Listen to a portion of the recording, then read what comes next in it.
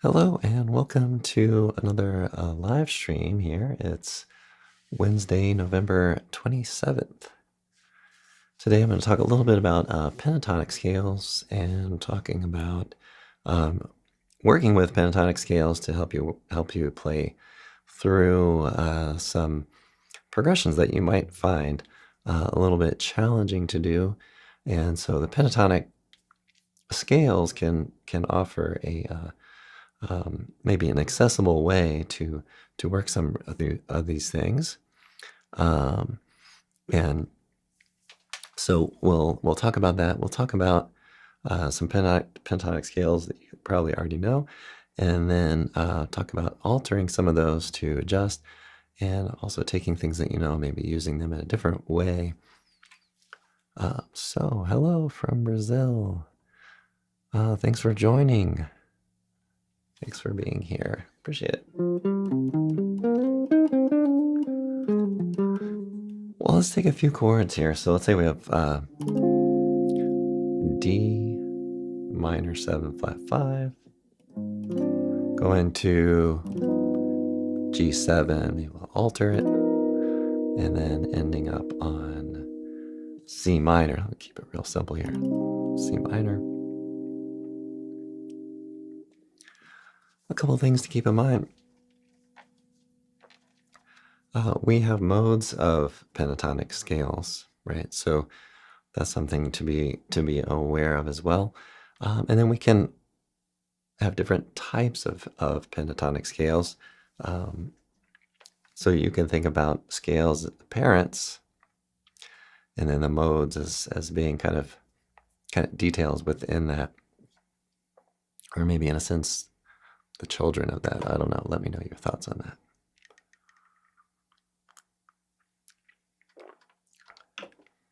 Apologize for the scratchy voice. But yeah, let's talk a little bit about that. And if you are enjoying this video, please like, subscribe, turn on notifications. Live streaming 2 times a week right now. This is the midweek Wednesday live stream, Wednesday morning. And I've been live streaming on Sundays as well, also at 10:30. Okay, so let's say we have let's have a real simple C minor chord here. Let's say we have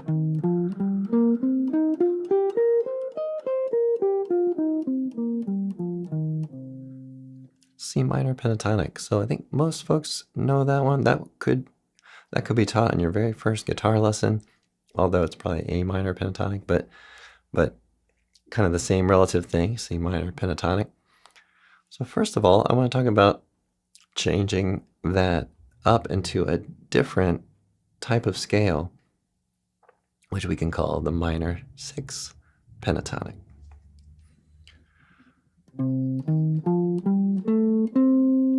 Okay, so what I've done, and you can use, and this is a great thing for music, use things that you already know as a springboard for just branching out and trying different things. So don't have to build all from scratch. And in the previous live streams, I've talked a lot about plurality and the interconnectedness of all these notes. We only have 12 notes, so a lot of overlap, a lot of commonalities, right? So we can take C minor pentatonic. Let's say we work up to this note. Instead of playing this note, we'll play this note here. Okay, so that's a B flat and an A for folks who know your notes. And if you don't, please learn them.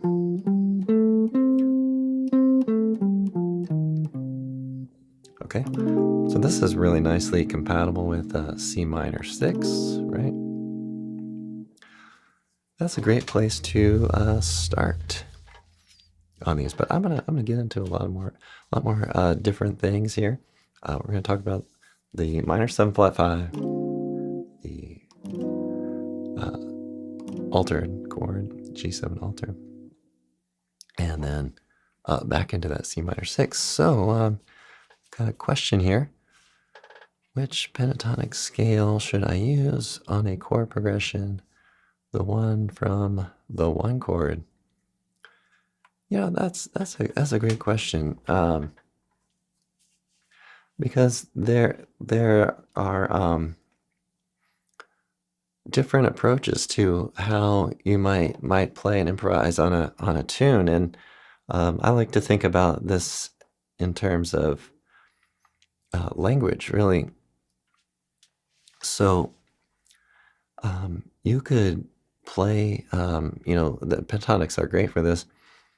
Play just one from the 1 chord of the chord progression you're doing, and it's gonna work pretty effectively, right? If you play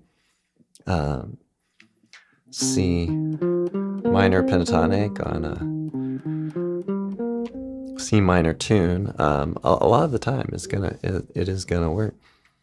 But when you're speaking, you can just kind of generally speak about the tonality, but you can also get really specific with the detail of a progression, and you can use individual pentatonics to really dial in and spell out certain progressions. So that's what we're going to talk a little bit about here today. But picking the pentatonic from the 1 chord would be a kind of good go-to starting point for sure.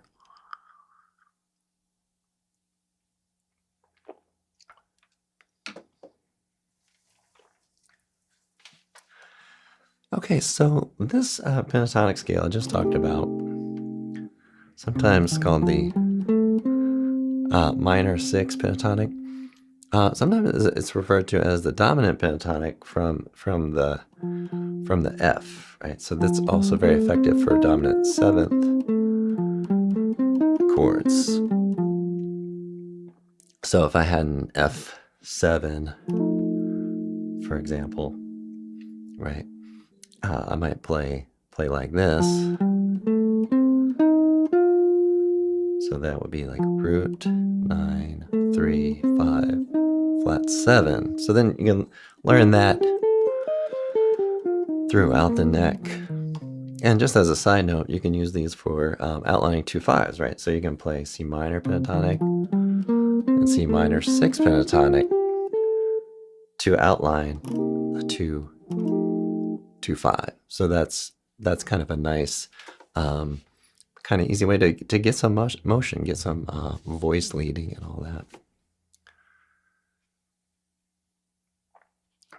All right, so I'll mention a little bit. I started a little bit late. I actually made a mistake here. I went live automatically on X.com and Facebook.com, and then I forgot to hit the live button on YouTube. So I don't remember what I talked about when, but I kind of started over 5 minutes late. So I apologize if I repeat myself here, because in a sense, I'm kind of doing that because I don't want you to miss anything. But I'll mention, I just released the an All of Me preview video, short vertical video on melody. I'm going to play a simple single line melody lesson on, and I think I'm going to release the lesson, the full length horizontal video on Friday or Saturday. So I hope you get to check that out. So I just thought I'd give a little plug for that upcoming video. I'm not sure if that's the take I'm going to use, the one I did in the in the short. There's one take I think I like a little bit better, but I felt that one of the notes wasn't, the attack on one of the notes wasn't as clean as I liked it. So anyway, I'm on the fence about that. But anyhow, I'll have that video Friday or Saturday of this week. So looking forward to that.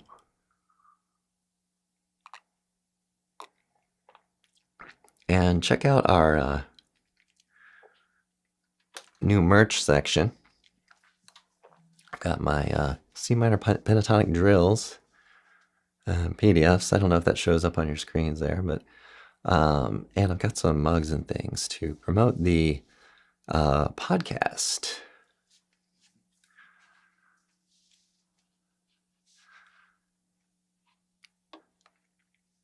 All right. To play Fluff by Black Sabbath. I can't play that right now, but you're welcome to check in on a private lesson. I do rock tunes, and so if you're interested in that, check out the description down below. But this podcast is going to mainly be geared at improvisation. So I want to keep folks on the theme here today. But thanks for writing in. Appreciate it. Okay, so we've got some options here, right, for C minor. So let's say we're in the key of C minor, and we know we could play, the minor pentatonic. We could improvise on that, and we know we could play on the minor 6 for just a different flavor on that, right? So let's talk a little bit. We're going to work in reverse of the progression here. That way we always know where we're going. So we're going to talk about the G altered and some pentatonic scales for that. Okay. I apologize if I mispronounce your name, but I'm gonna take a shot at it. Zubriki says, it occurred to me that in a chord progression, I could use a pentatonic scale from a chord tone from the one chord. Okay, I think if I understand your meaning, right, you could take a chord tone and build something out of that. Yeah, absolutely. That's a great point. So to add color to your sound, and you'll hear this in Wes Montgomery, for example, or all lots of players. You have C minor. Okay, you might play G minor pentatonic.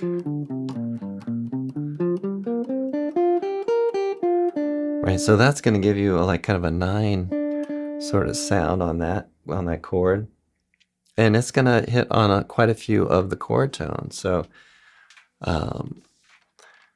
there's that. So I've got another comment here. P Daddy, Puff Daddy. I don't know any of that material, so sorry about that. Okay. So yeah, that's a great point. You can pick a chord tone, and this is a really beautiful thing about practice and improvisation, something that really appeals to me a lot personally, which is to experiment with things, and don't be afraid to find things that just aren't working too, right? So you might just try something from any spot. So if you're, and sometimes you end up working in a circle. So let's say you had you wanted to build something from the flat third of C minor. So you might say, okay, well, maybe E flat major pentatonic, right? And then say, oh, okay, we're just that's just a mode of C minor pentatonic anyway. So you can say, oh, okay, there's that. So all these these things really offer insights, right, into what we're doing, what we're playing. So yeah, let's get into that G7 sharp 5. Altered tells us that all of the tones that are not just the core tones, or not part of the shell voicing, you might say, are altered, right? So you've got this tone. You know, all these tones are shifted away from what they would be, say, in the like Mixolydian or something like that. All right, so here's a great progression, or not progression, but pentatonic scale. Play a pentatonic from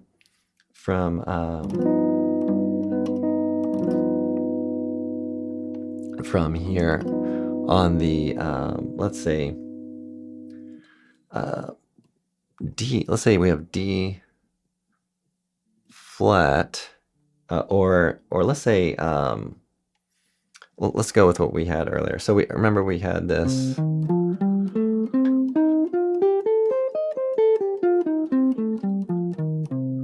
We call that the C minor 6 pentatonic. So if we take that, we move it 1, 2, 3, 4 frets down, right?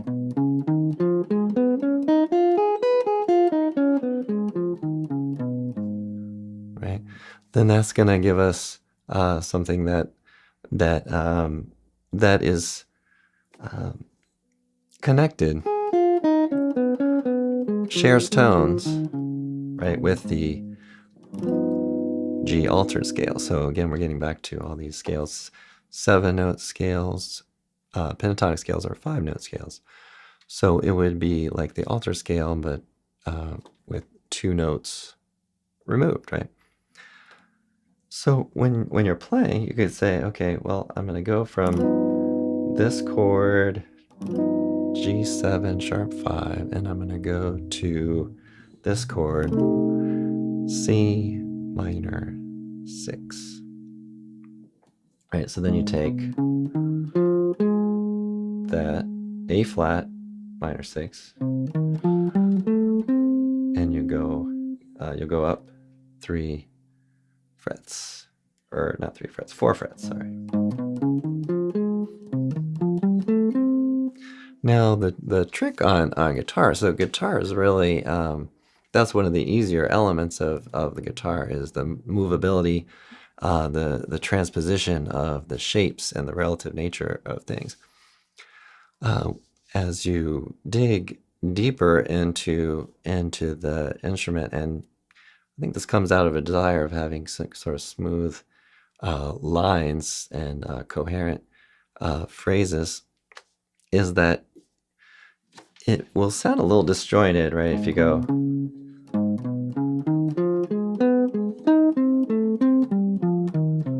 and it almost sounds kind of obvious or something, you know. So then you can say, well, I'll try to play kind of in position here,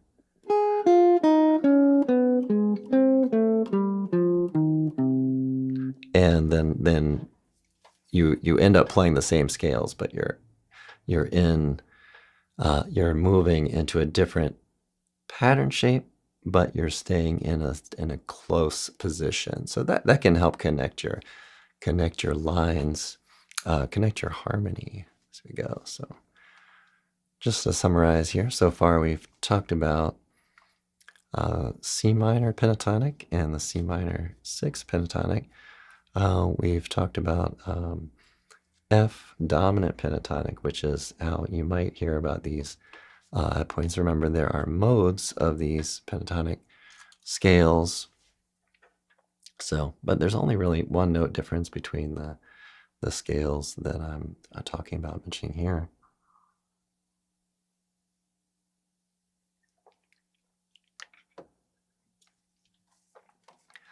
So next up, we'll talk a little bit about the D minor 7 flat 5. D minor 7 flat 5. What we might do to use pentatonic scales on that. All right, let's have a check-in on the liking and subscribing, if you would. Really does help out the channel, providing hopefully high quality, hopefully you agree with me, content. At least that's my goal, to bring you good video and audio and content as well, advice on practice and help in getting better at guitar. And just recently started to help some folks with their audio production. And so if you are a YouTuber, podcaster, and are interested in consultation on how to get audio and video up on your channel, or just audio, or need some mixing and mastering services that are geared towards small content creators, let me know. You can visit my website, jimellsguitar.com. Fingerstyle. Yeah, let's take a little fingerstyle break, and then we'll come up again on the D minor 7 flat 5. All this kind of heavy detail content on the pentatonic scales can strain the brain, right? So fingerstyle guitar, for folks who are interested in it, start with, well, there are a couple approaches maybe, but if you're into like pop music and steel string guitar, start with Travis style picking. Okay, so you're just gonna do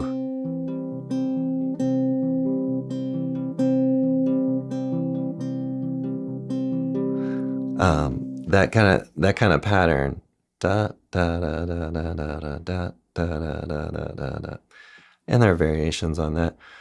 One great tune is Dust in the Wind, which, as the story goes, as I know, as far as I know, it was a finger style exercise that guitarist was working out and warming up with, and they ended up turning that into a really big hit tune. So you never know where things can lead, I guess. Okay, I've got another question. When you're playing a solo, do you try to emphasize the root of the chord progression in your phrasing? You know, you can't, but I would actually recommend that you don't, because there's not a lot of, in a sense, sound in the root note.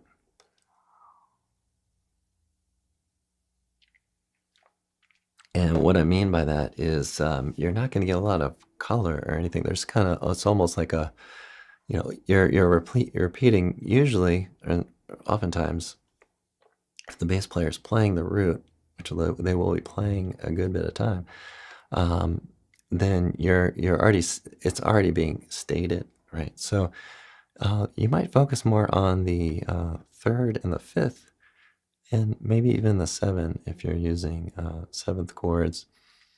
But that raises a whole great concept that you can spend your whole life working on, which is what note do you want to emphasize? Do you want to emphasize a non-chord tone? Because that's Perfectly valid. Do you want to create a phrase that ends on a non-chord tone to sound incomplete or like a question? And then end your next phrase on a chord tone. Emphasize that to create some resolution. So yeah, that is a great question, and one that I think we all continue to study throughout our playing careers.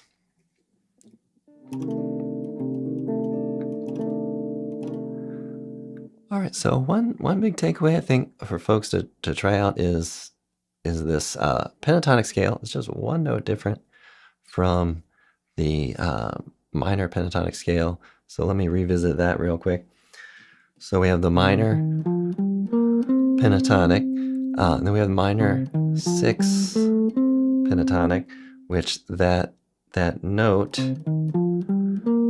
that sits a whole step below the root note is now sitting a minor 3rd below the root note. So it may take some time to work that into your playing, or maybe it's already there. I'm sure folks are in all different places, but this particular scale type can be extremely helpful on the next chord we're talking about, which is D minor 7 flat 5. Okay, so if we have, let's say,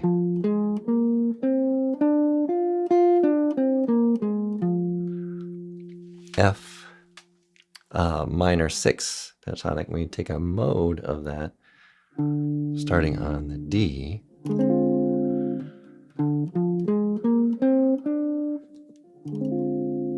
Right, then we get something that works really nicely on the D minor 7 flat 5. And if you're having trouble with that at all, or if you relate more to the dominant pentatonic sort of approach, it would be B flat dominant pentatonic, which you could apply to that. So we'll look at stringing these all together, and then I'll talk about maybe another approach on the D minor 7 flat 5, which can be a little bit of a tricky one to negotiate.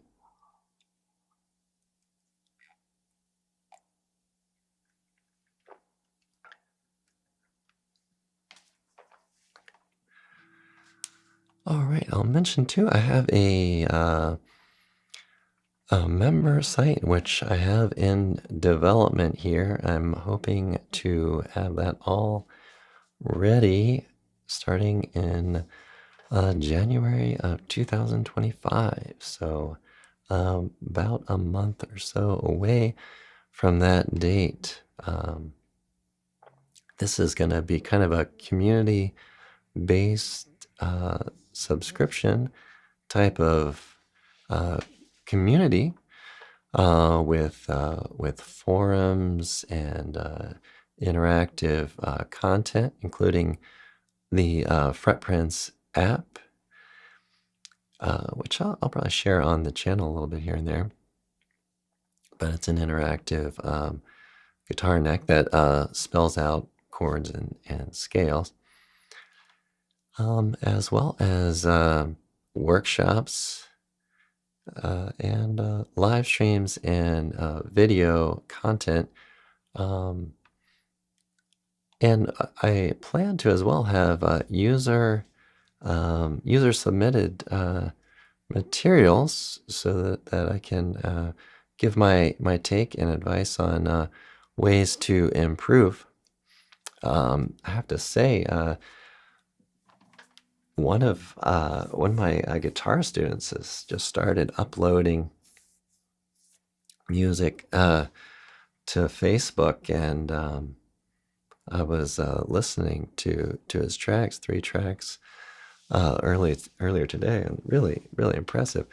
A lot of our sessions had to do with me listening to him and giving feedback and advice, and he just would run with it. And so I'm just seeing such huge value uh, in that that I think that's going to be a really key part of this new membership site.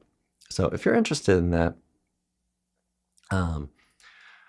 check out fretprince.com and join the newsletter so that you can get updates on that and get you signed up. All right, so D minor 7 flat 5. Okay, G7 altered. We're working with this progression. C minor 6. Let me just mention a tune. I'm mentioning this way too late, honestly. So you can do this on lots of tunes, but try these concepts out on Blue Bossa. All right, so let's say you have that I think we talked about the F minor 6 pentatonic, the A flat minor 6 pentatonic, and then the C minor 6 pentatonic. Try those out, experiment. So this would be the F minor 6 pentatonic you'll be using, A flat minor 6 pentatonic, and the C minor 6 pentatonic. And then once you feel good about all those, try to work those into your playing to a level where you can take them